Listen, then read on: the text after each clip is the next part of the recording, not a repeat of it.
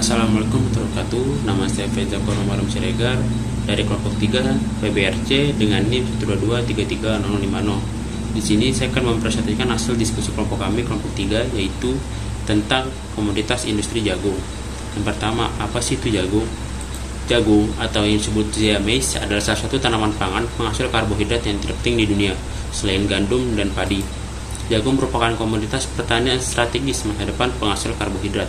Permintaan jagung baik untuk pangan maupun pakan terus meningkat seiring peningkatannya populasi global.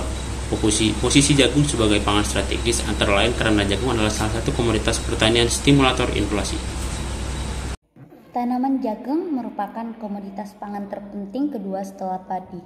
Manfaat tanaman jagung bagi kehidupan manusia dan ternak antara lain karena jagung mengandung senyawa, karbohidrat, lemak, protein, mineral, air, dan vitamin. Fungsi zat gizi yang terkandung di dalamnya dapat memberi energi, membentuk jaringan, pengatur fungsi, dan reaksi biokimia di dalam tubuh. Semua bagian tanaman jagung dapat dimanfaatkan. Batang dan daun jagung yang masih muda sangat bermanfaat untuk pakan ternak dan pupuk hijau. Kulit jagung dan tongkol jagung dapat dimanfaatkan sebagai pakan ternak serta dapat digunakan sebagai bahan bakar. Rambut jagung dapat digunakan sebagai obat kencing manis dan obat darah tinggi. Namun, di sisi lain, pemenuhan kebutuhan jagung nasional sampai saat ini masih bergantung pada impor. Tujuan yang pertama yaitu mengetahui komoditi jagung dalam agroindustri. Yang kedua, mengetahui dan mengenal industri yang bergerak dalam pengolahan jagung. Yang ketiga, mengetahui penanganan komoditi jagung setelah pemanenan maupun sudah menjadi olahan produk. Pohon industri jagung. Pohon industri jagung terdiri dari pertama itu daun, menjadi batang dan kompos. Kedua itu ada buah, jadi kulit atau klobot sebagai pakan, kompos, dan rokok. Terus ada juga jagung muda atau baby corn sebagai jagung muda dalam kaleng, popcorn, grits yang sebagai industri makanan. Selanjutnya ada tepung jagung atau pati jagung yang disebut maizena menjadi industri makanan, dextrin yang menjadi industri farmasi, dan bihun jagung, gula jagung sebagai industri makanan. Selanjutnya ada pakan ternak dan minyak jagung. Selanjutnya ada ada rambut jagung yaitu bungkil sama-sama dengan makanan ternak.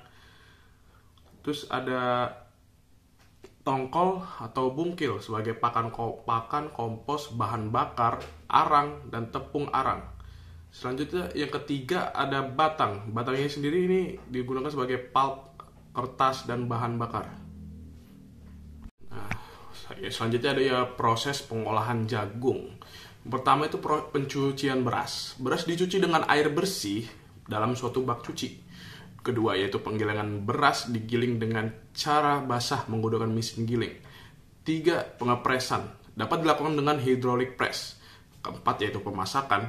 Hasil pengepresan kemudian dimasak sampai matang selama 1 jam. Yang kelima yaitu pembentukan adonan yang telah masak kemudian dibentuk menjadi lembaran. Yang keenam itu pencetakan bihun bahan yang sudah siap dimasukkan ke dalam pencetakan bihun. Ketujuh itu ada pemasakan tahap kedua, bihun tahap yang telah dicetak kemudian dimasak. Yang kedelapan adalah bihun yang telah dimasak lalu didinginkan dan dijemur. Yang kesembilan setelah kering dengan kadar air sekitar 12%, bihun siap kemas dengan plastik HDPE. Industri yang bergerak di komoditi jagung ada beberapa, antara lain 1. PT Subafood, Panganjaya, Jalan Raya Lego Kilometer 6, Kabupaten Tangerang, Banten. Yang kedua, Bihun Citu, PT Manunggal Group, Jalan Pakis Putih, Pekalongan, Seradakan, Bantul, Banten, Daerah Istimewa Yogyakarta. Yang ketiga ada Bihun Citu PT Manunggal Group, Jalan Pakis Putih, Pekalongan, Seradakan, Bantul, Daerah Istimewa Yogyakarta. Kesimpulan, jagung memiliki potensi yang besar untuk dijadikan usaha. Maka dari itu, kami mengambil komoditi jagung. Banyak produk yang bisa dihasilkan dari jagung, dan industri yang bergerak di komoditi ini cukup banyak.